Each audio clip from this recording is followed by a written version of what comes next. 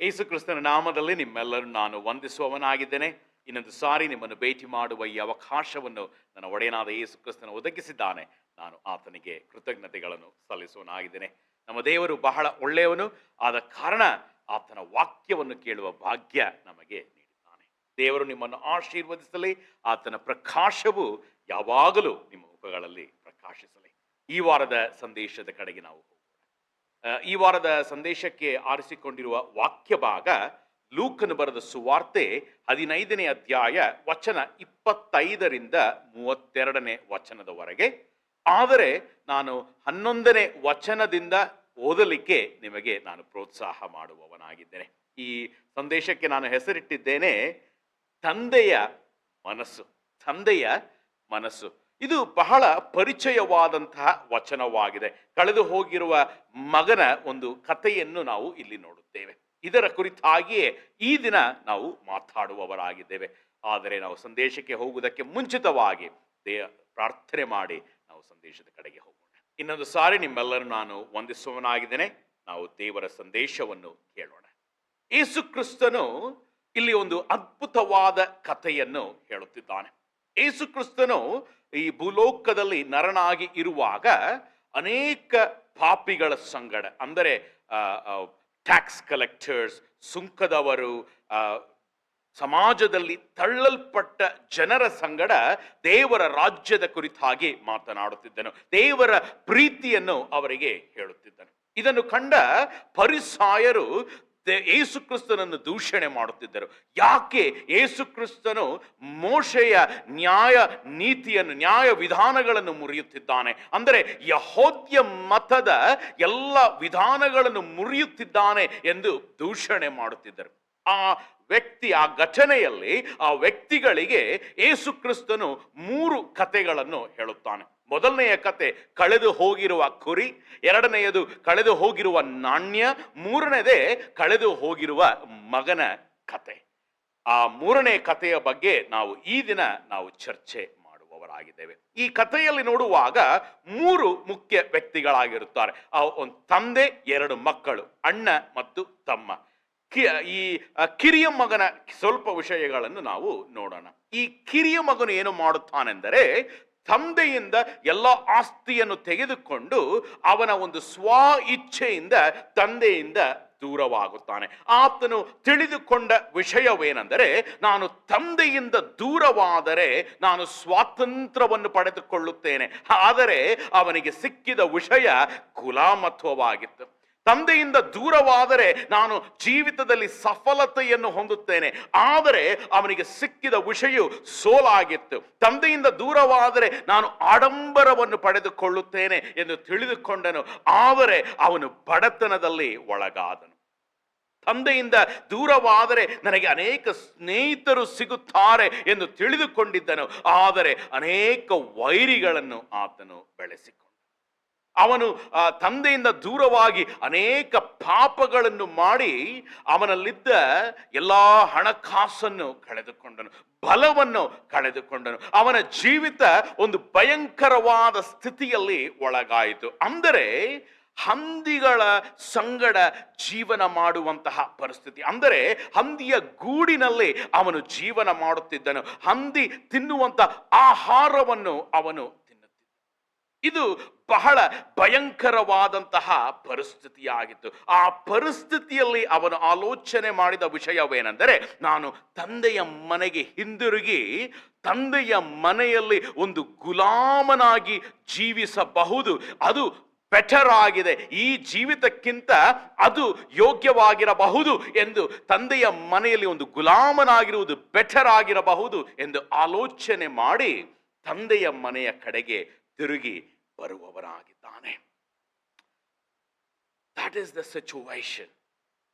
ಆ ಘಟನೆಯನ್ನು ದಯವಿಟ್ಟು ನೀವು ಕಲ್ಪನೆ ಮಾಡುವುದಕ್ಕೆ ನಾನು ಪ್ರೋತ್ಸಾಹ ಮಾಡಿದೆ. Just imagine that situation. ಆ ಕಿರಿಯ ಮಗನು ತಂದೆಯ ಮನೆಯ ಕಡೆಗೆ ನಡೆದುಕೊಂಡು ಹೋಗುತ್ತಿದ್ದಾನೆ. ಆ ತಂದೆ ಮಗನನ್ನು ದೂರದಿಂದಲೇ ಕಂಡು ಅವನನ್ನು ಓಡಿ ಹೋಗಿ ಅಪ್ಪಿಕೊಳ್ಳುತ್ತಿದ್ದಾನೆ. That is the love of the Father. ಮಗನು ಕೊಳಕಾಗಿದ್ದಾನೆ, ಅಸಹ್ಯವಾಗಿದ್ದಾನೆ, ಕೆಟ್ಟ ವಾಸನೆ ಬರುತ್ತಾ ಇದೆ. ಅವನನ್ನು ಯಾರು ಮುಟ್ಟುವುದಕ್ಕೂ ಬಯಸದಂತಹ ಒಂದು ಪರಿಸ್ಥಿತಿಯಲ್ಲಿ ತಂದೆ ಓಡಿ ಹೋಗಿ ಅವನನ್ನು ಅಪ್ಪಿಕೊಳ್ಳುತ್ತಿದ್ದಾನೆ. ಅದು ಮಾತ್ರವಲ್ಲ, ಅವನಿಗೆ ಮುತ್ತನ್ನು ಇಡುವವನಾಗಿದ್ದಾನೆ, ಹೊಸ ಬಟ್ಟೆಯನ್ನು ಧರಿಸುವವನಾಗಿದ್ದಾನೆ, ಬೆರಳಿಗೆ ಉಂಗುರವನ್ನು ನೀಡುತ್ತಿದ್ದಾನೆ, ಕಾಲಿಗೆ ಜೋಡನ್ನು ನೀಡುತ್ತಿದ್ದಾನೆ. ಅದು ಮಾತ್ರವಲ್ಲ, ಕೊಬ್ಬಿದ ಕರುವನ್ನು ಕಡೆದು ಹಬ್ಬವನ್ನು ಆಚರಣೆ ಮಾಡುತ್ತಿದ್ದಾನೆ. ಅಂದರೆ ತಂದೆ ಮಗನ ಜೀವಿತವನ್ನು ಮರುಸ್ಥಾಪನೆ ಮಾಡಿದನು. ನನ್ನ ಪ್ರಿಯ ಸಹೋದರ ಸಹೋದರಿಗಳೇ, ಕಿರಿಯ ಮಗನು ಕ್ಷಮಾಪಣೆಗೆ ಯೋಗ್ಯನಾಗಿರಲಿಲ್ಲ. ತಂದೆಗೆ ಮೋಸ ಮಾಡಿದ್ದಾನೆ, ತಂದೆಯ ಅವಿಧೇಯನಾಗಿದ್ದಾನೆ. ಆದರೆ ತಂದೆಯ ಮನೆಗೆ ಆ ಮಗನು ಹಿಂದಿರುಗಿದಾಗ ಯಾವ ಪ್ರಶ್ನೆಯನ್ನು ಕೇಳದೆ ಅವನನ್ನು ಅಪ್ಪಿಕೊಂಡು ಅವನ ಜೀವನವನ್ನು ಮರುಸ್ಥಾಪನೆ ಮಾಡಿದನು. ಅಲ್ಲೂಯ್ಯ, ತಂದೆ ಕೃಪೆಯುಳ್ಳ ತಂದೆಯಾಗಿದ್ದಾನೆ, ಪ್ರೀತಿಯನ್ನು ಸುರಿಸುವಂತಹ ತಂದೆಯಾಗಿದ್ದಾನೆ. ಯಾಕೆಂದರೆ ಒಂದು ಜೀವಿತದಲ್ಲಿ ಸೋತು ಹೋದಂತ ವ್ಯಕ್ತಿಯನ್ನು ಅವನು ತಳ್ಳಿ ಬಿಡುವವನಲ್ಲ, ಆತನ ಕುಟುಂಬದಲ್ಲಿ ಸ್ವೀಕಾರ ಮಾಡುವವನಾಗಿದ್ದಾನೆ. ಯಾಕೆಂದರೆ ತಂದೆ ಮಗನ ಸೋಲನ್ನು ಕಂಡು ಸಂತೋಷ ಪಡುವವನಲ್ಲ. ನನ್ನ ಪ್ರಿಯ ಸಹೋದರ ಸಹೋದರಿಗಳೇ, ತಂದೆಯ ಮನಸ್ಸು ಕೃಪೆಯುಳ್ಳ ಮನಸ್ಸಾಗಿದೆ, ಪ್ರೀತಿ ಕರುಣೆ ತುಂಬಿರುವಂತಹ ಮನಸ್ಸಾಗಿದೆ. ಆದ ಕಾರಣವೇ ಮಗನು ತಿರುಗಿ ಬಂದಾಗ ಅವನನ್ನು ಯಾವ ದೂಷಣೆಯೂ ಮಾಡಲ್ಲ. ಯಾಕೆ ನನ್ನಿಂದ ದೂರವಾದೆ, ಯಾಕೆ ನನ್ನ ಹಣಕಾಸನ್ನು ನೀನು ಕರೆಕ್ಟ್ ಆಗಿ ಖರ್ಚು ಮಾಡಲಿಲ್ಲ, ಪಾಪದಲ್ಲಿ ಒಳಗಾದೆ, ನನಗೆ ಅವಿಧೇಯನಾದೆ, ನನಗೆ ಮೋಸ ಮಾಡಿದೆ, ಯಾವ ಪ್ರಶ್ನೆಯನ್ನು ಕೇಳದೆ ಆತನನ್ನು ಕುಟುಂಬದಲ್ಲಿ ಸ್ವೀಕಾರ ಮಾಡಿಕೊಂಡನು, ಅಪ್ಪಿಕೊಂಡು ಪ್ರೀತಿಯನ್ನು ತೋರಿಸಿ ಸ್ವೀಕಾರ ಮಾಡಿದನು. ಅದು ಮಾತ್ರವಲ್ಲ, ಅವನ ಜೀವನವನ್ನು ಮರುಸ್ಥಾಪನೆ. ಈ ಕಿರಿಯ ಮಗನು ತಂದೆಯಿಂದ ದೂರವಾಗಿ ಪಾಪಗಳನ್ನು ಮಾಡಿ ಹಿಂದಿರುಗಿದನು. ಆದರೆ ಈ ಹಿರಿಯ ಮಗನು ಅಣ್ಣನನ್ನು ನೋಡುವಾಗ ತಂದೆಯ ಬಳಿಯಲ್ಲೇ ಇರುವುದಕ್ಕೆ ಅವನು ನಿರ್ಧಾರ ಮಾಡಿದ್ದನು. ತಂದೆಯ ಕೆಲಸವನ್ನು ಮಾಡುವುದಕ್ಕೆ ಅವನು ನಿರ್ಧಾರ ಮಾಡಿ ತಂದೆಯ ಮನೆಯಲ್ಲೇ ಅವನು ಬಾಳುತ್ತಿದ್ದನು. ಆದರೆ ಈ ತಮ್ಮನು ಹಿಂದಿರುಗಿ ಬಂದಾಗ ಅವನಿಗೆ ದೂರದಿಂದ ಆ ಶಬ್ದ ಕೇಳಿ ಬಂದಿತ್ತು. ಹಬ್ಬದ ಆಚರಣೆಯ ಶಬ್ದವು ಅವನಿಗೆ ಕೇಳಿ ಬಂದಿತ್ತು. ಅವನು ಒಂದು ಆಳಿಗೆ ಕೇಳುತ್ತಿದ್ದಾನೆ, ವಾಟ್ ಇಸ್ ಹ್ಯಾಪನಿಂಗ್, ಏನು ನಡೆಯುತ್ತಿದ್ದಾನೆ? ಆ ವ್ಯಕ್ತಿ ಹೇಳುತ್ತಾನೆ, ನಿನ್ನ ತಮ್ಮನು ಹಿಂದಿರುಗಿ ಬಂದಿದ್ದಾನೆ, ಆದ ಕಾರಣ ನಿನ್ನ ತಂದೆ ಹಬ್ಬವನ್ನು ಆಚರಣೆ ಮಾಡುತ್ತಿದ್ದಾನೆ. ಈ ವಿಷಯವನ್ನು ಕೇಳಿ ಅಣ್ಣನು ಹೊಟ್ಟೆ ಕಿಚ್ಚು ಪಡುವವನಾಗಿದ್ದಾನೆ, ಕೋಪಗೊಳ್ಳುವವನಾಗಿದ್ದಾನೆ. 29ನೇ ವಚನದಲ್ಲಿ ನಾವು ನೋಡುತ್ತೇವೆ, ಕೋಪದಲ್ಲಿ ಅನೇಕ ವಿಷಯಗಳನ್ನು ಆತನು ಹೇಳುತ್ತಿದ್ದಾನೆ. ಅನೇಕ ವರ್ಷಗಳು ನಾನು ನಿನಗೆ ಗುಲಾಮನ ಹಾಗೆ ಕೆಲಸ ಮಾಡಿದ್ದೇನೆ, ನಾನು ಹಗಲಿಂದ ಸಾಯಂಕಾಲದವರೆಗೆ ನಾನು ದುಡಿದಿದ್ದೇನೆ, ನಿನ್ನ ಆಜ್ಞೆಯನ್ನು ನಾನು ಯಾವಾಗಲೂ ಪಾಲನೆ ಮಾಡಿದ್ದೇನೆ, ಆದರೆ ನನಗೆ ಒಂದು ಚಿಕ್ಕ ಕುರಿಯನ್ನು ಕೂಡ ಕಡಿದು ನಿನ್ನ ಹಬ್ಬವನ್ನು ಮಾಡಲಿಲ್ಲ.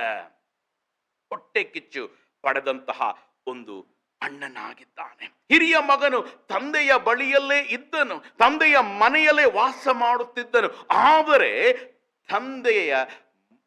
ತಂದೆಯಲ್ಲಿ ಅವನಿಗೆ ನಿಜವಾದ ಸಂಬಂಧ ಇರಲಿಲ್ಲ. ಹಿರಿಯ ಮಗನು ತಂದೆಯ ಬಳಿಯಲ್ಲೇ ಇದ್ದನು, ಆದರೆ ತಂದೆಯ ಮನಸ್ಸನ್ನು ಅವನು ಅರ್ಥ ಮಾಡಿಕೊಳ್ಳಲಿಲ್ಲ. ಹಿರಿಯ ಮಗನು ಅಣ್ಣನು ತಿಳಿದುಕೊಂಡ ವಿಷಯವೇನೆಂದರೆ, ನಾನು ಕೆಲಸ ಮಾಡುವ ಕಾರಣ ತಂದೆ ನನ್ನನ್ನು ಪ್ರೀತಿ ಮಾಡುತ್ತಾನೆ, ಹಗಲಿನಿಂದ ಬೆಳಗಿಂದ ಸಾಯಂಕಾಲದವರೆಗೆ ನಾನು ಕೆಲಸ ಮಾಡುವ ಕಾರಣ ತಂದೆ ನನ್ನನ್ನು ಪ್ರೀತಿ ಮಾಡುತ್ತಾನೆ, ಎಲ್ಲ ನೀತಿ ವಿಧಾನಗಳನ್ನು ಪಾಲನೆ ಮಾಡುವ ಕಾರಣ ತಂದೆ ಪ್ರೀತಿ ಮಾಡುತ್ತಿದ್ದಾನೆ. ಹಿರಿಯ ಮಗನು ತಂದೆಯ ಬಳಿಯಲ್ಲೇ ಇದ್ದನು, ಆದರೆ ತಂದೆಯಲ್ಲಿ ಅವನಿಗೆ ನಿಜವಾದ ಸಂಬಂಧ ಇರಲಿಲ್ಲ. ಯಾಕೆಂದರೆ ತಂದೆಯ ಮನಸ್ಸನ್ನು ಅವನು ಅರ್ಥ ಮಾಡಿಕೊಳ್ಳಲಿಲ್ಲ. ಈ ದಿನ ಅನೇಕ ಕ್ರೈಸ್ತರು ಹೀಗೆ ಇರುವುದನ್ನು ನಾವು ನೋಡುತ್ತೇವೆ. ಅನೇಕ ವರ್ಷಗಳಿಂದ ನಾವು ಕ್ರೈಸ್ತರೆಂದು ನಾವು ತಿಳಿದುಕೊಳ್ಳುತ್ತೇವೆ, ಆದರೆ ಹಿರಿಯ ಮಗನ ಹಾಗೆ ವರ್ತನೆ ಮಾಡುತ್ತೇವೆ. ತಂದೆಯ ಮನಸ್ಸನ್ನು ನಾವು ಅರ್ಥ ಮಾಡಿಕೊಳ್ಳಲಿಲ್ಲ. ಅನೇಕರು ತಿಳಿದುಕೊಳ್ಳುವ ವಿಷಯವೇನೆಂದರೆ, ನಾನು ಅನೇಕ ಒಳ್ಳೆ ಕಾರ್ಯಗಳನ್ನು ಮಾಡುತ್ತೇನೆ, ಆದ ಕಾರಣ ತಂದೆ ನನ್ನನ್ನು ಪ್ರೀತಿ ಮಾಡುತ್ತಾನೆ. ಅನೇಕ ನಿಬಂಧನೆಗಳನ್ನು ನಾನು ಪಾಲನೆ ಮಾಡುತ್ತೇನೆ, ಆದ ಕಾರಣ ತಂದೆ ನನ್ನನ್ನು ಪ್ರೀತಿ ಮಾಡುತ್ತಾನೆ. ಇದು ಪ್ರೀತಿಯ ಸಂಬಂಧವಲ್ಲ ನನ್ನ ಪ್ರಿಯ ಸಹೋದರ ಸಹೋದರಿಗಳೇ, ಇದು ಭಾರವಾದಂತಹ ಸಂಬಂಧವಾಗಿದೆ, ಲೀಗಲಿಸ್ಟಿಕ್ ರಿಲೇಶನ್ಶಿಪ್. ಆದರೆ ತಂದೆಯ ಮನಸ್ಸು ಕರುಣೆಯುಳ್ಳ ಮನಸ್ಸಾಗಿದೆ, ಕೃಪೆಯುಳ್ಳ ಮನಸ್ಸಾಗಿದೆ. ಹಿರಿಯ ಮನಸ್ಸು ತಂದೆ ಮತ್ತು ಮಗನ ಸಂಬಂಧವನ್ನು ಅರ್ಥ ಮಾಡಿಕೊಳ್ಳಲಿಲ್ಲ. ಹಿರಿಯ ಮಗನು ತಂದೆಯ ಬಳಿಯಲ್ಲೇ ಮನೆಯಲ್ಲೇ ಇದ್ದನು, ಆದರೆ ಗುಲಾಮತ್ವದ ಮನೋಭಾವನೆಯಲ್ಲೇ ಇದ್ದನು. ಇದೀನ ಅನೇಕ ಕ್ರೈಸ್ತರು ಕೂಡ ತಂದೆಯ ಬಳಿಯಲ್ಲೇ ಇದ್ದಾರೆ, ತಂದೆಯ ಮನೆಯಲ್ಲೇ ಇದ್ದಾರೆ, ಆದರೆ ಗುಲಾಮತ್ವದ ಮನೋಭಾವನೆಯಲ್ಲೇ ಇದ್ದಾರೆ. ಆ ಹಿರಿಯ ಮಗನು ಹೇಳಿದನು, ಗುಲಾಮನ ಹಾಗೆ ನಿನಗೆ ನಾನು ದುಡಿಯುತ್ತಿದ್ದೇನೆ. He didn't have a father and a son relationship. He had a slave mindset. ಆದರೆ ತಂದೆಯನ್ನು ನೋಡುವಾಗ, ತಪ್ಪು ಮಾಡಿದಂಥ ವ್ಯಕ್ತಿ ತಿರುಗಿ ಬಂದಾಗ ಅವನನ್ನು ಯಾವ ಪ್ರಶ್ನೆಯನ್ನು ಕೇಳದೆ ಅವನ ಜೀವನವನ್ನು ಮರುಸ್ಥಾಪನೆ ಮಾಡಿದನು. ತಪ್ಪು ಮಾಡಿದ ಮಗನು ಹಿಂದಿರುಗಿದಾಗ ತಂದೆ ಓಡಿ ಹೋಗಿ ಅವನನ್ನು ಅಪ್ಪಿಕೊಂಡನು, ಅವನನ್ನು ಕ್ಷಮಿಸಿದನು, ಪ್ರೀತಿ ಮಾಡಿದನು, ಸಂತೋಷದಿಂದ ಹಬ್ಬವನ್ನು ಆಚರಿಸಿದನು. ನನ್ನ ಪ್ರಿಯ ಸಹೋದರ ಸಹೋದರಿಗಳೇ, ಯಾಕೆಂದರೆ ತಂದೆ ಕಳೆದು ಹೋಗಿರುವವರನ್ನು ಹುಡುಕುವವನಾಗಿದ್ದಾನೆ. Same yesterday, today and tomorrow. ಕಳೆದು ಹೋಗಿರುವವರನ್ನು ಆತನು ಹುಡುಕುವವನಾಗಿದ್ದಾನೆ. ಹುಡುಕಿಕೊಂಡು ಹೋಗಿ ಅವರ ಜೀವನವನ್ನು ಮರುಸ್ಥಾಪನೆ ಮಾಡುವವನಾಗಿದ್ದಾನೆ. ಹಿರಿಯ ಮಗನು ತಂದೆಯನ್ನು ಅರ್ಥ ಮಾಡಿಕೊಳ್ಳಲಿಲ್ಲ, ತಂದೆಯ ಹೃದಯವನ್ನು ಅರ್ಥ ಮಾಡಿಕೊಳ್ಳಲಿಲ್ಲ. ತಂದೆಯ ಸಂಬಂಧ ಮಕ್ಕಳು ಮಾಡುವ ಕಾರ್ಯಗಳ ಮೇಲೆ ಆಧಾರವಾಗಿ ಇಲ್ಲ. ಅನೇಕರು ತಿಳಿದುಕೊಳ್ಳುವ ವಿಷಯವೇನೆಂದರೆ, ಆ ಕಿರಿಯ ಮಗನು ತಂದೆಯ ಕೋಪಕ್ಕೆ ಅರ್ಹನಾಗಿದ್ದಾನೆ, ತಪ್ಪು ಮಾಡಿದ್ದಾನೆ, ಮೋಸ ಮಾಡಿದ್ದಾನೆ, ಅವಿಧೇಯನಾಗಿದ್ದಾನೆ. ಆದ ಕಾರಣ ತಂದೆಯ ಕೋಪಕ್ಕೆ ಅವನು ಅರ್ಹನಾಗಿದ್ದಾನೆ, ತಂದೆಯಿಂದ ದೂರವಾದನು. ಆದರೆ ತಂದೆ ಆ ಮಗನಿಂದ ದೂರವಾಗಲಿಲ್ಲ. ಆ ಕಿರಿಯ ಮಗನು ತಂದೆಯಿಂದ ಅನೇಕ ವಿಚಾರಗಳಿಂದ ದೂರವಾದನು, ಆದರೆ ತಂದೆ ಮಗನಿಂದ ದೂರವಾಗಲಿಲ್ಲ.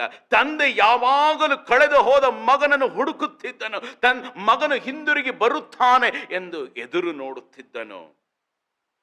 ಮಗ ತಂದೆಗೆ ವಿಧೇಯನಾದನು, ಆದರೆ ತಂದೆಯ ಪ್ರೀತಿ ಕಡಿಮೆಯಾಗಲಿಲ್ಲ.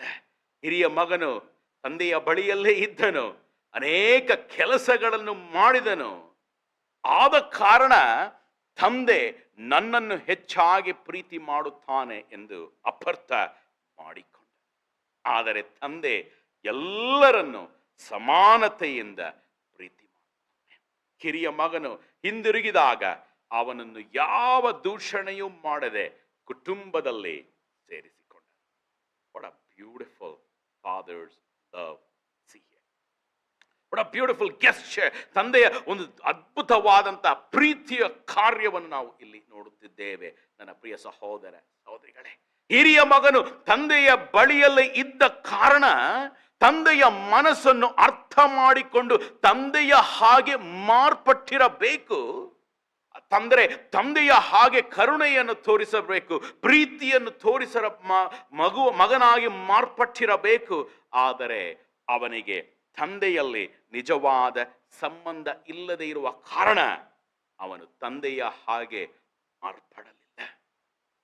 28ನೇ ವಚನದಲ್ಲಿ ನೋಡುತ್ತೇವೆ, ಇದನ್ನು ಕೇಳಿ ಅವನು ಕೋಪಗೊಂಡನು, ಒಳಗೆ ಹೋಗುವುದಿಲ್ಲವೆಂದು ಅವನು ಹಠವನ್ನು ಹಿಡಿದನು. ಇದನ್ನು ಕೇಳಿ ತಂದೆ ಹೊರಗಡೆ ಹೋಗಿ ಆ ಮಗನನ್ನು ಸಮಾಧಾನ ಪಡಿಸುವವನಾಗಿದ್ದಾನೆ. Fathers love. ಕಳೆದು ಹೋದಂತ ವ್ಯಕ್ತಿ ಹಿಂದಿರುಗಿ ಬಂದಾಗ ತಂದೆ ಹೊರಗಡೆ ಓಡಿ ಹೋಗಿ ಅವನನ್ನು ಸ್ವೀಕಾರ ಮಾಡುವವನಾಗಿದ್ದಾನೆ. ಇಲ್ಲಿ ಹಿರಿಯ ಮಗನು ತಂದೆಯ ಬಳಿಯಲ್ಲೇ ಇದ್ದನು, ಆದರೆ ಅರ್ಥ ಮಾಡಿಕೊಳ್ಳಲಿಲ್ಲ ತಂದೆಯನ್ನು.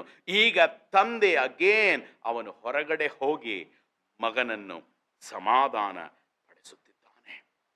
ತಂದೆ ಬಯಸಿದ ವಿಷಯವೇನೆಂದರೆ, ನನ್ನ ಮಗನು ನನ್ನಯ ಹಾಗೆ ಇದ್ದಿರಬೇಕು, ದೂಷಣೆಯನ್ನು ಮಾಡದೆ ನನ್ನಯ ಹಾಗೆ ಕ್ಷಮಿಸಿ ಪ್ರೀತಿಯನ್ನು ತೋರಿಸಬೇಕು. ಆದರೆ ಅವನು ಗುಲಾಮತ್ವದ ಮನೋಭಾವನೆಯಲ್ಲಿ ಇದ್ದಾನೆ. ನನ್ನಲ್ಲಿರುವ ಸಂಬಂಧದ ಕಾರಣ ಅವನು ಆ ಕೆಲಸಗಳನ್ನು ಮಾಡಿರಬೇಕಾಗಿತ್ತು. ಆದರೆ ಅವನು ಒಂದು ಗುಲಾಮತ್ವದ ಮನೋಭಾವನೆಯಲ್ಲಿ ಕೆಲಸವನ್ನು ಕಾರ್ಯಗಳನ್ನು ಮಾಡುತ್ತಿದ್ದಾನೆ. ಅನೇಕರು ತಿಳಿದುಕೊಳ್ಳುವ ವಿಷಯವೇನೆಂದರೆ, ನಾನು ಯಾವ ತಪ್ಪು ಮಾಡಲಿಲ್ಲ, ಕುಡಿಯುವುದಿಲ್ಲ, ಸುಳ್ಳು ಹೇಳುವುದಿಲ್ಲ, ಪ್ರಾರ್ಥನೆ ಮಾಡುತ್ತಾನೆ, ಉಪವಾಸ ಮಾಡುತ್ತಾನೆ, ಆದ ಕಾರಣ ದೇವರು ನನ್ನನ್ನು ಪ್ರೀತಿ ಮಾಡುತ್ತಾನೆ.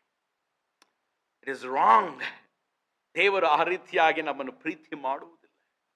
ಜನರು ಈ ರೀತಿಯಾಗಿ ತಿಳಿದುಕೊಳ್ಳುವ ಕಾರಣವೇನೆಂದರೆ, ಅವರಿಗೆ ಸುವಾರ್ತೆಯ ಅರ್ಥ ಇನ್ನು ಗೊತ್ತಿಲ್ಲ. ಸುವಾರ್ತೆಯ ಪೂರ್ಣವಾದ ಅರ್ಥ ಇನ್ನು ಗೊತ್ತಿಲ್ಲ. ಅವರು ಒಂದು ನಿಬಂಧನೆಯ ಸಂಬಂಧದಲ್ಲಿ ಇದ್ದಾರೆ, ಗುಲಾಮತ್ವದ ಸಂಬಂಧದಲ್ಲಿದ್ದಾರೆ. ಅವರು ಯಾರು ಎಂದು ಅವರ ಐಡೆಂಟಿಟಿ ಅವರಿಗೆ ಗೊತ್ತಿಲ್ಲ. ಅವರು ಗುಲಾಮರೆಂದು ತಿಳಿದುಕೊಂಡಿದ್ದಾರೆ. ಆದರೆ ತಂದೆ ನಮ್ಮನ್ನು ಮಕ್ಕಳ ಹಾಗೆ ನೋಡುತ್ತಿದ್ದಾನೆ, ನಾಟ್ ಗುಲಾಮರಾಗಿ ನೋಡುತ್ತಿಲ್ಲ. ನಾವು ತಂದೆಯ ಪ್ರೀತಿಯಲ್ಲಿ ಬೆಳೆಯುವಾಗ ನಾವು ನಿಜವಾಗಿ ಸುವಾರ್ತೆಯ ಸ್ವಾತಂತ್ರ್ಯವನ್ನು ಪಡೆದುಕೊಳ್ಳುತ್ತೇವೆ. ಅನೇಕ ಸಾರಿ ಹೇಳ್ತೇವೆ, ಭಾರದಿಂದ ನಾವು ಸೇವೆ ಮಾಡುತ್ತೇವೆ, ಭಾರದಿಂದ ಪ್ರಾರ್ಥನೆ ಮಾಡುತ್ತೇವೆ, ಭಾರದಿಂದ ದೇವರ ವಾಕ್ಯವನ್ನು ಹೇಳುತ್ತೇವೆ. ಈ ವಿಷಯಗಳು ಹೇಳುವ ಕಾರಣವೇನೆಂದರೆ, ಈ ಭಾರ ಯಾಕೆ ಎಂದರೆ, ಸುವಾರ್ತೆಯಿಂದ ನಾವು ನಿಜವಾದ ಬಿಡುಗಡೆಯನ್ನು ಹೊಂದಿಕೊಳ್ಳಲಿಲ್ಲ, ಸುವಾರ್ತೆಯ ಅರ್ಥವನ್ನು ಇನ್ನೂ ತಿಳಿದುಕೊಳ್ಳಲಿಲ್ಲ. ಆದರೆ ನಾವು ಸುವಾರ್ತೆಯ ಸ್ವಾತಂತ್ರ್ಯವನ್ನು ಪಡೆದುಕೊಂಡು ತಂದೆಯಲ್ಲಿ ಬೆಳೆಯುವಾಗ ಸೇವೆ ಭಾರವಾಗಿರುವುದಿಲ್ಲ, ಸಂತೋಷವಾಗಿ ಮಾರ್ಪಡುತ್ತದೆ. ಪ್ರಾರ್ಥನೆ ಭಾರವಾಗಿರುವುದಿಲ್ಲ, ಸಂಬಂಧವಾಗಿ ಮಾರ್ಪಡುತ್ತದೆ. ದೇವರ ವಾಕ್ಯವನ್ನು ಓದುವುದು ಭಾರವಾಗಿರುವುದಿಲ್ಲ, ಉತ್ಸಾಹವಾಗಿ ಮಾರ್ಪಡುತ್ತದೆ. ಹಿರಿಯ ಮಗನು ತಂದೆಯ ಬಳಿಯಲ್ಲಿ ಇದ್ದನು, ಆದರೆ ತಂದೆಯ ಮನಸ್ಸನ್ನು ಅವನು ಅರ್ಥ ಮಾಡಿಕೊಳ್ಳಲಿಲ್ಲ, ಅವನಿಗೆ ಬರಲು ಇಲ್ಲ. ಇನ್ನು ಅನೇಕ ವರ್ಷಗಳಿಂದ ನಾವು ಕ್ರೈಸ್ತರಾಗಿದ್ದೇವೆ ಎಂದು ತಿಳಿದುಕೊಳ್ಳುತ್ತೇವೆ, ಆದರೆ ತಂದೆಯ ಮನಸ್ಸನ್ನು ನಾವು ತಿಳಿದುಕೊಳ್ಳಲಿಲ್ಲ. ತಂದೆಯ ಮನಸ್ಸು ನಮ್ಮಲ್ಲಿ ಇಲ್ಲ. ನಾವು ಧರ್ಮವನ್ನು ಪಾಲನೆ ಮಾಡುತ್ತಿದ್ದೇವೆ, ಆದರೆ ತಂದೆಯ ಸಂಬಂಧದಲ್ಲಿ ಬೆಳೆಯಲಿಲ್ಲ. ನನ್ನ ಪ್ರಿಯ ಸಹೋದರ ಸಹೋದರಿಗಳೇ, ಹಿರಿಯ ಮಗನು ತಂದೆಯ ಬಳಿಯಲ್ಲೇ ಇದ್ದನು, ತಂದೆಯ ಕುಟುಂಬದಲ್ಲೇ ಇದ್ದನು, ಆದರೆ ತಂದೆಗೆ ಮಗನಾಗಿ ಇರುವುದರಲ್ಲಿ ಅವನು ಬಿದ್ದು ಹೋಗನು. He didn't have a good relationship. ಯಾಕೆಂದರೆ ತಂದೆಯ ಮನಸ್ಸು ಅವನಲ್ಲಿ ಇರಲಿಲ್ಲ. ಇಲ್ಲಿ ನಿಜವಾಗಿ ಕಳೆದು ಹೋಗಿರುವ ಮಗನು ಯಾರು?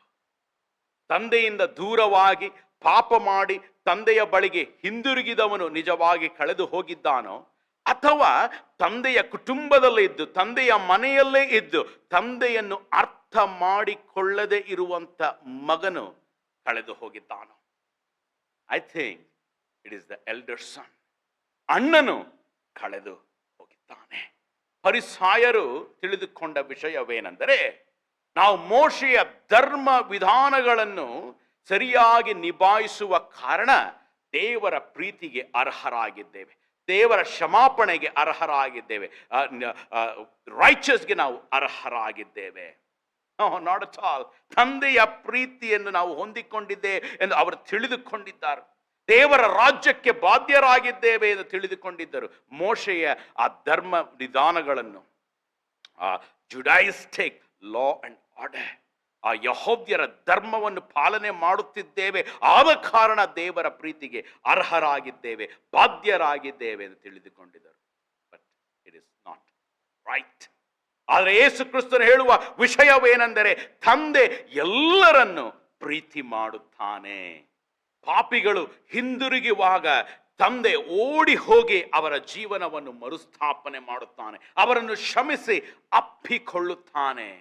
ನಾನು ಪ್ರಾರ್ಥನೆ ಮಾಡುವ ಕಾರಣ ದೇವರು ನನ್ನನ್ನು ಪ್ರೀತಿ ಮಾಡುತ್ತಿಲ್ಲ, ನಾನು ಕಾಣಿಕೆಯನ್ನು ನೀಡುವ ಕಾರಣ ದೇವರು ನನ್ನನ್ನು ಪ್ರೀತಿ ಮಾಡುತ್ತಿಲ್ಲ, ನಾನು ಆತನ ಕಾರ್ಯವನ್ನು ಮಾಡುತ್ತಿದ್ದೇನೆ, ಪ್ರೀಚ್ ಮಾಡುತ್ತಿದ್ದೇನೆ, ದೇವರ ಸೇವೆಯನ್ನು ಮಾಡುತ್ತಿದ್ದೇನೆ ಎಂದು ನನ್ನನ್ನು ಪ್ರೀತಿ ಮಾಡುತ್ತಿಲ್ಲ. ದೇವರು ನನ್ನನ್ನು ಪ್ರೀತಿ ಮಾಡಿದ ಕಾರಣ ನಾನು ಪ್ರಾರ್ಥನೆ ಮಾಡುತ್ತಿದ್ದೇನೆ, ದೇವರು ನನ್ನನ್ನು ಪ್ರೀತಿ ಮಾಡಿದ ಕಾರಣ ಕಾಣಿಕೆಯನ್ನು ನೀಡುತ್ತಿದ್ದೇನೆ, ದೇವರು ಪ್ರೀತಿ ಮಾಡಿದ ಕಾರಣ ಸೇವೆಯನ್ನು ಮಾಡುತ್ತಿದ್ದೇನೆ. It is not the other way. ಆದರೆ ಅನೇಕ ಸಾರಿ ನಾವು ಫರಿಸಾಯರ ಹಾಗೆ ನಾವು ಮಾಡುವ ಕಾರ್ಯಗಳಲ್ಲಿ ಹೆಮ್ಮೆ ಪಡುತ್ತಿದ್ದೇವೆ, ಹೆಚ್ಚಳ ಪಡುತ್ತಿದ್ದೇವೆ. ನನ್ನ ಸೇವೆ, ನನ್ನ ಕಾಣಿಕೆ, ನನ್ನ ಪ್ರಾರ್ಥನೆ. It is a slave mindset, ಗುಲಾಮತ್ವದ ಮನೋಭಾವನೆ. ಇದು ತಂದೆಯ ಸಂಬಂಧದಲ್ಲಿ ಇಲ್ಲದೆ ಇರುವ ಜನರು ಮಾತಾಡುವ ವಿಷಯಗಳಾಗಿದೆ. ಮನುಷ್ಯರು ಮುಖವನ್ನು ನೋಡುತ್ತಾರೆ, ಆದರೆ ದೇವರು ಹೃದಯವನ್ನು ನೋಡುತ್ತಾನೆ. ನನ್ನ ಪ್ರಿಯ ಸಹೋದರ ಸಹೋದರಿಗಳೇ, ಈ ಕಥೆಯಿಂದ ನಾವು ಅರ್ಥ ಮಾಡಿಕೊಳ್ಳುವ ಕೆಲವು ವಿಷಯಗಳನ್ನು ನಾನು ಹೇಳಲಿಕ್ಕೆ ಬಯಸುತ್ತೇನೆ. ಮೊದಲನೆಯದಾಗಿ, ನಾವು ಒಳ್ಳೆಯವರಾಗಿದ್ದೇವೆ ಎಂದು ದೇವರು ನಮ್ಮನ್ನು ಪ್ರೀತಿ ಮಾಡಲಿಲ್ಲ. ನಾವು ವೈರಿಗಳಾಗಿರುವಾಗಲೇ, ಆತನ ವೈರಿಗಳಾಗಿರುವಾಗಲೇ ನಮ್ಮನ್ನು ಆತನು ಪ್ರೀತಿ ಮಾಡಿದ್ದಾನೆ. ರೋಮಾಪುರದವರಿಗೆ ಬರೆದ ಪತ್ರಿಕೆ 5ನೇ ಅಧ್ಯಾಯ 10ನೇ ವಚನದಲ್ಲಿ ನೀವು ಅದನ್ನು ಓದಬಹುದು. ದೇವರ ಪ್ರೀತಿ ಮನುಷ್ಯರ ಹಾಗೆ ನಿಬಂಧನೆಯ ಪ್ರೀತಿ ಇಲ್ಲ. ದೇವರೇ ಪ್ರೀತಿಯಾಗಿದ್ದಾನೆ. ನಾವು ಆತನ ವೈರಿಗಳಾಗಿರುವಾಗಲೇ ನಮ್ಮನ್ನು ಆತನು ಪ್ರೀತಿ ಮಾಡಿದ್ದಾನೆ. ನಮಗಾಗಿ ಪ್ರಾಣವನ್ನು ಕೊಟ್ಟು ಪ್ರೀತಿ ಮಾಡಿದ್ದಾನೆ. ತನ್ನ ರಕ್ತವನ್ನು ಸುರಿಸಿ ನಮ್ಮನ್ನು ಪ್ರೀತಿ ಮಾಡಿದ್ದಾನೆ. ಅದು ಮಾತ್ರವಲ್ಲ, ನಮ್ಮನ್ನು ಹುಡುಕಿಕೊಂಡು ಬಂದು ಪ್ರೀತಿ ಮಾಡಿದ್ದಾನೆ. ನಮ್ಮ ಜೀವನವನ್ನು ಮರುಸ್ಥಾಪನೆ ಮಾಡಿ ಪ್ರೀತಿ ಮಾಡಿದ್ದಾನೆ. ಅದು ಮಾತ್ರವಲ್ಲ, ಯೋಗ್ಯತೆಗೆ ಹೆಚ್ಚಾದ ಆಶೀರ್ವಾದಗಳನ್ನು ನೀಡಿ ಪ್ರೀತಿ ಮಾಡಿದ್ದಾನೆ. ನನ್ನ ಪ್ರಿಯ ಸಹೋದರ ಸಹೋದರಿಗಳೇ, ದೇವರ ಪ್ರೀತಿಗಿಂತ ಯಾವ ಪ್ರೀತಿಯೂ ದೊಡ್ಡದಾದ ಪ್ರೀತಿ ಇಲ್ಲ. ತಾಯಿಯ ಪ್ರೀತಿಯಾಗಲಿ, ತಂದೆಯ ಪ್ರೀತಿಯಾಗಲಿ, ಹೆಂಡತಿ ಮಕ್ಕಳ ಯಾವ ಪ್ರೀತಿಯು ದೇವರ ಪ್ರೀತಿಗಿಂತ ದೊಡ್ಡದಾಗಿ ಇಲ್ಲ. ನಾವು ತಂದೆಯ ಮಕ್ಕಳಾಗಿರುವಾಗ, ತಂದೆಯಲ್ಲಿ ಬೆಳೆಯುವಾಗ ನಮ್ಮಲ್ಲಿಯೂ ಕೂಡ ಅದೇ ಗುಣಗಳು ಬೆಳೆಯುತ್ತವೆ. ಅಂದರೆ ನಾವು ತಂದೆಯಲ್ಲಿ ಬೆಳೆಯುವಾಗ ಆತನ ಗುಣಗಳು ನಮ್ಮಲ್ಲಿ ಬರುತ್ತದೆ.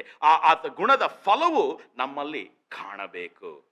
ಉದಾಹರಣೆಗೆ, ನಾವು ಒಂದು ಬೀಜವನ್ನು ಇಟ್ಟರೆ, ಅಂದರೆ ಒಂದು ಮರದ ಮಾವಿನ ಹಣ್ಣಿನ ಒಂದು ಬೀಜವನ್ನು ನೆಟ್ಟಿದರೆ ಅದು ಸಸಿಯಾಗುತ್ತದೆ. ಕೆಲವು ವರ್ಷಗಳ ನಂತರ ಅದು ಮರವಾಗುತ್ತದೆ. ಮರವಾಗಿ ಫಲವನ್ನು ನೀಡುತ್ತದೆ. It is a natural process. ಆ ಮರ ಫಲವನ್ನು ಕೊಡುವುದಕ್ಕೆ ಪ್ರಯಾಸ ಪಡುವುದಿಲ್ಲ, ಕಷ್ಟಪಡುವುದಿಲ್ಲ. It is a natural process. ಆದ ಕಾರಣ ನಾವು ತಂದೆಯಲ್ಲಿ ನೆಲೆಗೊಳ್ಳುವಾಗ ತಂದೆಯ ಗುಣಗಳು ನಮ್ಮಲ್ಲಿ ನ್ಯಾಚುರಲ್ ಆಗಿ ಬರಬೇಕು, ನ್ಯಾಚುರಲ್ ಆಗಿ ಕಾಣಿಸಬೇಕು. ನಾನು ತಂದೆಯಲ್ಲಿ ನೆಲೆಗೊಳ್ಳುವಾಗ ತಂದೆಯ ಹಾಗೆ ನಾನು ಜನರನ್ನು ಪ್ರೀತಿ ಮಾಡುತ್ತೇನೆ. ನಾನು ತಂದೆಯಲ್ಲಿ ನೆಲೆಗೊಳ್ಳುವಾಗ ತಂದೆಯ ಹಾಗೆ ಶ್ರಮಿಸುತ್ತೇನೆ. ನಾನು ತಂದೆಯಲ್ಲಿ ನೆಲೆಗೊಳ್ಳುವಾಗ ತಂದೆಯ ಹಾಗೆ ಕರುಣೆಯುಳ್ಳವನಾಗಿರುತ್ತೇನೆ. ಅದು ಮಾತ್ರವಲ್ಲ, ತಂದೆಯಲ್ಲಿ ನಾನು ನೆಲೆಗೊಳ್ಳುವಾಗ ತಂದೆಯ ಹಾಗೆ ಕೃಪೆಯನ್ನು ಸುರಿಸುತ್ತೇನೆ. ಆದರೆ ಅನೇಕರು ಕುಟುಂಬದಲ್ಲಿ, ಅಂದರೆ ತಂದೆಯ ಕುಟುಂಬದಲ್ಲೇ ಇದ್ದಾರೆ ಅನೇಕ ವರುಷಗಳಿಂದ, ಆದರೆ ತಂದೆಯ ಹಾಗೆ ಗುಣಗಳು ಇಲ್ಲ. ತಂದೆಯ ಗುಣ ಅವರಲ್ಲಿ ಇನ್ನೂ ಬೆಳೆಯಲಿಲ್ಲ. Something is wrong. ಎರಡನೇ ವಿಷಯ, ನಾವು ಒಳ್ಳೆ ಕಾರ್ಯಗಳನ್ನು ಮಾಡುತ್ತಿದ್ದೇವೆ, ಆದ ಕಾರಣ ದೇವರ ಸಂಬಂಧದಲ್ಲಿ ಒಳಗಾಗಿದ್ದೇವೆ ಎಂದು ನೆನೆಸಿಕೊಳ್ಳಬಾರದು. It is a legalistic mindset. ಸುಳ್ಳು ಬೋಧನೆಗಳು. It is self satisfaction mindset. ಇದನ್ನ ಅನೇಕ ಈ ರೀತಿಯಾದ ಮನುಷ್ಯರಿಗೆ, ಹ್ಯೂಮನ್ ಸೆಂಟ್ರಿಂಗ್, ಮನುಷ್ಯರಿಗೆ ಮುಖ್ಯತ್ವ ಕೊಡುವಂತ ಹಾಡುಗಳು, ಮನುಷ್ಯರಿಗೆ ಮುಖ್ಯತ್ವ ಕೊಡುವಂತ ಸಂದೇಶಗಳು ದೇವರಿಗೆ. Because we want to feel happy, we want to feel satisfied, we feel some entitlement. ಆದ ಕಾರಣ ಇದು ನಿಜವಾದ ಸಂಬಂಧವಿಲ್ಲ. ಅನೇಕ ಸಾರಿ ಹಿರಿಯ ಮಗನ ಹಾಗೆ ನಾವು ಮಾಡುವ ಒಳ್ಳೆ ಕಾರ್ಯಗಳಿಂದ ದೇವರ ಪ್ರೀತಿಗೆ ಬಾಧ್ಯರಾಗಿದ್ದೇವೆ ಎಂದು ನಾವು ತಿಳಿದುಕೊಳ್ಳುತ್ತೇವೆ. ಇದು ನಿಜವಾದ ತಂದೆ ಮಗನ ಸಂಬಂಧ ಇಲ್ಲ. ಮಾತ್ರವಲ್ಲ, ನಿಮ್ಮ ಸ್ವಂತ ಬಲದಿಂದ ನೀವು ದೇವರ ಗುಣವನ್ನು ಬೆಳೆದುಕೊಳ್ಳುವುದಕ್ಕೆ ಸಾಧ್ಯವಿಲ್ಲ. ತಂದೆಯ ಗುಣವನ್ನು ನೀವು ಸ್ವಂತ ಬಲದಿಂದ ಬೆಳೆಸಿಕೊಳ್ಳುವುದಕ್ಕೆ ಸಾಧ್ಯವಿಲ್ಲ. ನಾವು ಆತನಲ್ಲಿ ಬೆಳೆಯುವಾಗ ಮಾತ್ರ ನಮ್ಮಲ್ಲಿ ಆತನ ಗುಣಗಳು ಬರುತ್ತದೆ. ಆದರೆ ನಮ್ಮ ಸ್ವಂತ ಬಲದಿಂದ ನಾವು ಆ ಫಲವನ್ನು ಬೆಳೆಸುವುದಕ್ಕೆ ಪ್ರಯತ್ನ ಪಟ್ಟರೆ ಆ ಫಲ ತಾತ್ಕಾಲಿಕವಾದ ಫಲವಾಗಿರುತ್ತದೆ. ಅಂದರೆ ತಾತ್ಕಾಲಿಕವಾದ ಪ್ರೀತಿ, ತಾತ್ಕಾಲಿಕವಾದ ಕ್ಷಮಾಪಣೆ, ತಾತ್ಕಾಲಿಕವಾದ ಒಳ್ಳೆ ಗುಣ, ತಾತ್ಕಾಲಿಕವಾದ ಕರುಣೆ. ಮೆನಿ ಪೀಪಲ್ ನಾವು ನೋಡ್ತೇವೆ, ಎದುರಿನಲ್ಲಿ ಬಹಳ ಮರ್ಯಾದೆಯಿಂದ ಮಾತನಾಡುತ್ತಾರೆ, ಆದರೆ ಹಿಂದುಗಡೆ ಹೋಗಿ ಕೆಟ್ಟದಾಗಿ ಮಾತನಾಡುತ್ತಾರೆ. ವೈ? ಇಟ್ ಇಸ್ ತಾತ್ಕಾಲಿಕವಾದ ಒಳ್ಳೆ ಗುಣ. ಇದು ನಿಮ್ಮ ಸ್ವಂತ ಬಲದಿಂದ ಬರುವಾಗ ತಾತ್ಕಾಲಿಕವಾದ ಫಲವಾಗಿರುತ್ತದೆ. ಆದರೆ ನಾವು ತಂದೆಯಲ್ಲಿ ನೆಲೆಗೊಳ್ಳುವಾಗ, ಆತನ ಸಂಬಂಧದಲ್ಲಿ ಬೆಳೆಯುವಾಗ ಅದರಿಂದ ಬರುವಂತ ಫಲ ನಿರಂತರವಾದ ಫಲವಾಗಿರುತ್ತದೆ. ನಮ್ಮಲ್ಲಿ ನಿಜವಾದ ಪ್ರೀತಿ ಇರುತ್ತದೆ, ನಿಜವಾದ ಕ್ಷಮಾಪಣೆ ಇರುತ್ತದೆ. ಕಪಟವಾದ ಪ್ರೀತಿಯನ್ನು ಬಿಟ್ಟು ನಿಜವಾಗಿ ದೇವರ ಹಾಗೆ ಮತ್ತೊಬ್ಬರನ್ನು ಪ್ರೀತಿ ಮಾಡುತ್ತೇವೆ. ಮೂರನೇ ವಿಷಯ, ಭಕ್ತರು ದೇವರ ಆಲೋಚನೆಯ ಪ್ರಕಾರ ನಡೆಯಬೇಕು. ದೇವರು ನಮ್ಮ ಆಲೋಚನೆಯ ಪ್ರಕಾರ ನಡೆಯಬೇಕೆಂದು ನಾವು ತಿಳಿದುಕೊಳ್ಳಬಾರದು. ಎನಿ ಟೈಮ್ ಸೇ, ಓ ಪ್ರಾರ್ಥನೆ ಮಾಡು, ಪ್ರಾರ್ಥನೆ ಮಾಡು, ಪ್ರಾರ್ಥನೆ ಮಾಡು, ದೇವರು ನಿನ್ನನ್ನು ಕೇಳುತ್ತಾನೆ. Father is not like that. Not twisting is arm. ನಾವು ಅದು ಕೈಯನ್ನು ನಾವು ತಿರುಗಿಸಿ ಪ್ರಾರ್ಥನೆಯ ಮೂಲಕ we are not twisting is arm. ದೇವರು ಪ್ರೀತಿಯುಳ್ಳ ದೇವರಾಗಿದ್ದಾನೆ. ನಮಗೆ ಯಾವ ವಿಷಯವನ್ನು ನೀಡಬೇಕು, ಯಾವ ವಿಷಯವನ್ನು ನೀಡಬಾರದು ಎಂದು ಆತನಿಗೆ ಸ್ಪಷ್ಟವಾಗಿ ತಿಳಿದಿದೆ. ಅದನ್ನು ನಾವು ಪ್ರಾರ್ಥನೆ ಮಾಡದಿದ್ದರೂ ಕೂಡ ಆತನು ನೀಡುವವನಾಗಿದ್ದಾನೆ. ನಾವು ಪ್ರಾರ್ಥನೆ ಮಾಡುವುದು ಯಾಕೆಂದರೆ ಸಂಬಂಧದ ಕಾರಣ, not because of to get anything. That is a wrong relationship. ಹಿರಿಯ ಮಗನು ನೆನೆಸಿದ ವಿಷಯವೇನೆಂದರೆ, ಆ ತಮ್ಮನ ಅವನಿಗೆ ಕ್ಷಮಾಪಣೆಗೆ ಯೋಗ್ಯನಲ್ಲ, ಪ್ರೀತಿಗೆ ಯೋಗ್ಯನಲ್ಲ, ಅವನ ಮನೆಗೆ ಒಳಗೆ ಸೇರಿಸಬಾರದು. ಅದನ್ನು ಅವತ್ತು ನೆನೆಸಿದ ತಂದೆ ನನ್ನ ಮಾತನ್ನೇ ಕೇಳಬೇಕು. ಆದರೆ ತಂದೆಯ ಮನಸ್ಸನ್ನು ಅವನು ಅರ್ಥ ಮಾಡಿಕೊಳ್ಳಲಿಲ್ಲ, ತಂದೆಯ ಹಾಗೆ ಅವನು ಮಾರ್ಪಡಲಿಲ್ಲ. ಆದ ಕಾರಣ ನನ್ನ ಪ್ರಿಯ ಸಹೋದರ ಸಹೋದರಿಗಳೇ, ನಾವು ಹಿರಿಯ ಮಗನ ಹಾಗೆ ಅಲ್ಲದೆ ತಂದೆಯ ಮನಸ್ಸನ್ನು ಅರ್ಥ ಮಾಡಿಕೊಂಡು ತಂದೆಯ ಹೇಳುವ ಪ್ರಕಾರ ನಾವು ನಡೆಯಬೇಕು. ನಾಟ್ ದಟ್ ಆತನು ನಮ್ಮ ಮಾತನ್ನು ಕೇಳಬೇಕು. ನಾಲ್ಕನೇದಾಗಿ, ಕುಟುಂಬಗಳಲ್ಲಿ, ಸಭೆಗಳಲ್ಲಿ ಭಕ್ತರು ತಂದೆಯ ಹಾಗೆ ಮತ್ತೊಬ್ಬರನ್ನು ಕ್ಷಮಿಸಿ ಅವರ ಜೀವನವನ್ನು ಮರುಸ್ಥಾಪನೆ ಮಾಡುವುದಕ್ಕೆ ಪ್ರಯಾಸ ಪಡಬೇಕು. ಐ ಸೆಡ್ ಪ್ರಯಾಸ ಪಡಬೇಕು. It's not easy. ಪ್ರಯಾಸ ಪಡಬೇಕು. ಅನೇಕರು ನನಗೆ ಮೋಸ ಮಾಡಿದ್ದಾರೆ, ವಂಚನೆ ಮಾಡಿದ್ದಾರೆ. I just forgive them. You think I'm better than you? Not at all. ನಿಮಗಿಂತ ನಾನು ಶ್ರೇಷ್ಠ ವ್ಯಕ್ತಿ ಅಲ್ಲ. ನಾನು ಮಾಡುವ ಕಾರಣವೇನೆಂದರೆ, ನಾನು ಅನೇಕ ಸಾರಿ ತಂದೆಯ ಮಾತನ್ನು ಮೀರಿದ್ದೇನೆ, ಆತನ ವಿರೋಧವಾಗಿ ಅನೇಕ ಕಾರ್ಯಗಳನ್ನು ಮಾಡಿದ್ದೇನೆ. ಆದರೆ ತಂದೆ ನನ್ನನ್ನು ಪ್ರೀತಿ ಮಾಡಿ ಹುಡುಕಿಕೊಂಡು ಬಂದು ನನ್ನನ್ನು ಕ್ಷಮಿಸಿ ನನ್ನ ಜೀವನವನ್ನು ಮರುಸ್ಥಾಪನೆ ಮಾಡಿದ್ದಾನೆ. ಅಪ್ಪಿಕೊಂಡು ನನ್ನನ್ನು ಕ್ಷಮಿಸಿ ಒಳ್ಳೆ ಮಗನಾಗಿ ಮಾರ್ಪಡಿಸುತ್ತಿದ್ದಾನೆ. ಆತನು ನನ್ನನ್ನು ತಳ್ಳಿ ಬಿಡಲಿಲ್ಲ, ಆದರೆ ದೇವರು ನನ್ನನ್ನು ಕ್ಷಮಿಸಿದ್ದಾನೆ. ಆತನ ಮಗನಾಗಿರುವಾಗ ನಾನು ಕೂಡ ಅದನ್ನೇ ಮಾಡಬೇಕು. ಅದೇ ದೇವರು ಬಯಸುವ ವಿಷಯವಾಗಿದೆ. ದೇವರು ತನ್ನ ಅಪಾರವಾದ ಪ್ರೀತಿಯನ್ನು ನಮ್ಮ ಮೇಲೆ ಸುರಿಸಿದ್ದಾನೆ, ಅಪಾರವಾದ ಕೃಪೆಯನ್ನು ಸುರಿಸಿದ್ದಾನೆ. ನಾನು ಕೂಡ ಅದನ್ನೇ ಮಾಡಬೇಕು. ಇಫ್ ಐ ಆಮ್ ತಂದೆಯಾದ ದೇವರ ಮಗನಾಗಿದ್ದರೆ ಆತನ ಗುಣಗಳು ನನ್ನಲ್ಲಿ ಬರಬೇಕು. ಅಕಸ್ಮಾತ್ ನನ್ನ ತಂದೆ ದೇವರಿಲ್ಲದೆ ಸೈತಾನನಾಗಿದ್ದರೆ ನನಗೆ ಸೈತಾನನ ಗುಣಗಳು. ಈ ದಿನ ನನ್ನ ಪ್ರಿಯ ಸಹೋದರ ಸಹೋದರಿಗಳೇ, ನಿಮ್ಮಲ್ಲಿ ಯಾವ ಗುಣ ಇದೆ? ತಂದೆಯಾದ ದೇವರ ಗುಣಗಳು ಇದೆಯೋ, ಅಥವಾ ಈ ಲೋಕದ ಒಡೆಯನಾಗಿರುವ ಸೈತಾನನ ಗುಣಗಳು ಇದೆ? ಈ ಸಂದೇಶದಿಂದ ನಮ್ಮ ಜೀವನದಲ್ಲಿ ಅಳವಡಿಸಿಕೊಳ್ಳುವ ವಿಷಯವೇನೆಂದರೆ, ಒನ್ ಟೇಕ್ ಅವೇ, ತಂದೆಯಾದ ದೇವರ ಮನಸ್ಸನ್ನು ತಿಳಿದುಕೊಂಡು ಆತನ ಮಕ್ಕಳಾಗಿ ಮಾರ್ಪಡಿರಿ. Just want to repeat that once again. ತಂದೆಯಾದ ದೇವರ ಮನಸ್ಸನ್ನು ತಿಳಿದುಕೊಂಡು ಆತನ ಮಕ್ಕಳಾಗಿ ಮಾರ್ಪಡಿರಿ. ನೀವು ನಿಜವಾಗಿ ತಂದೆಯಾದ ದೇವರ ಮಕ್ಕಳಾಗಿದ್ದರೆ ದೇವರಿಗೆ ಯಾವ ವಿಷಯ ಸಂತೋಷ ತರುತ್ತದೆ ಎಂಬ ವಿಷಯಗಳಿಗೆ ನೀವು ಮುಖ್ಯತ್ವವನ್ನು ನೀಡುತ್ತೀರಾ. ಸಭೆಯಲ್ಲಿ ಅನೇಕ ಮಕ್ಕಳು ಕಳೆದು ಹೋಗಿದ್ದಾರೆ. ಹಿರಿಯ ಮಗನ ಹಾಗೆ ತಂದೆಯ ಮನೆಯಲ್ಲೇ ಇದ್ದುಕೊಂಡು, ಕುಟುಂಬದಲ್ಲೇ ಇಳಿದುಕೊಂಡು ಅನೇಕರು ಕಳೆದು ಹೋಗಿದ್ದಾರೆ. ಅವರನ್ನು ಕ್ಷಮಿಸಿ ಅವರ ಜೀವನವನ್ನು ಮರುಸ್ಥಾಪನೆ ಮಾಡುವುದಕ್ಕೆ ನಾವು ಪ್ರಯಾಸ ಪಡೋಣ. ಅದೇ ರೀತಿಯಲ್ಲಿ ಅನೇಕ ತಪ್ಪು ಮಾಡಿದವರು ಹಿಂದಿರುಗಿ ಬರುವಾಗ ಅವರನ್ನು ತಳ್ಳಿ ಬಿಡದೆ ತಂದೆಯ ಹಾಗೆ ಪ್ರೀತಿ ತೋರಿಸಿ ಅವರನ್ನು ಅಪ್ಪಿಕೊಂಡು ಕುಟುಂಬದಲ್ಲಿ ಸೇರಿಸಿಕೊಳ್ಳೋಣ. ನಾವು ಕೂಡ ತಂದೆಯ ಹಾಗೆ ಕಳೆದು ಹೋಗಿರುವವರನ್ನು ಕ್ಷಮಿಸಿ ಪ್ರೀತಿಯನ್ನು ತೋರಿಸಬೇಕು. ನಾವು ನಿಜವಾಗಿ ತಂದೆಯ ಮಕ್ಕಳಾಗಿದ್ದರೆ ತಂದೆಯ ಗುಣಗಳು, ತಂದೆಯಾದ ದೇವರ ಗುಣಗಳು ನಮ್ಮಲ್ಲಿ ಹೊರಸುರಿಸಬೇಕು. ನನ್ನ ಪ್ರಿಯ ಸಹೋದರ ಸಹೋದರಿಗಳೇ, ನೀವು ತಂದೆಯ ಮಗನಾಗಿ ಮಾರ್ಪಡಿರಿ, ತಂದೆಯ ಮಗಳಾಗಿ ಮಾರ್ಪಡಿರಿ. ಐ ಬಿಲೀವ್ ಈ ದಿನ ದೇವರು ನಿಮ್ಮ ಸಂಗಡ ಮಾತಾಡಿದ್ದಾನೆ ಎಂದು ನಾನು ನಂಬುತ್ತಿದ್ದೇನೆ. ನಿಮ್ಮ ಹೃದಯವನ್ನು ಈ ದಿನ ಪರೀಕ್ಷೆ ಮಾಡಿಕೊಂಡು ಪ್ರಾರ್ಥನೆಯಿಂದ ನಿಮ್ಮಲ್ಲಿ ಯಾವ ಗುಣಗಳು ಇದೆ ಎಂದು ಪರೀಕ್ಷೆ ಮಾಡಿಕೊಂಡು ತಂದೆಯ ಕಡೆಗೆ ನಾವು ತಿರುಗಿಕೊಳ್ಳೋಣ. ತಂದೆಯ ಗುಣಗಳನ್ನು ನಾವು ಬೆಳೆಸಿಕೊಳ್ಳೋಣ. ದೇವರು ನಿಮ್ಮನ್ನು ಆಶೀರ್ವದಿಸಲಿ. ಆತನ ಪ್ರಕಾಶವು ಯಾವಾಗಲೂ ನಿಮ್ಮ ಮುಖಗಳಲ್ಲಿ ಪ್ರಕಾಶಿಸಲಿ. ಇನ್ನೊಂದು ಸಾರಿ ಭೇಟಿ ಮಾಡುವವರೆಗೆ ದೇವರು ನಿಮ್ಮನ್ನು ಆತನ ರೆಕ್ಕೆಯ ಮರೆಯಲ್ಲಿ ಮರೆಮಾಚಿ ನಡೆಸಬೇಕೆಂದು ನಾನು ಪ್ರಾರ್ಥನೆ ಮಾಡಿಕೊಳ್ಳುತ್ತೇನೆ. God bless you. See you once again.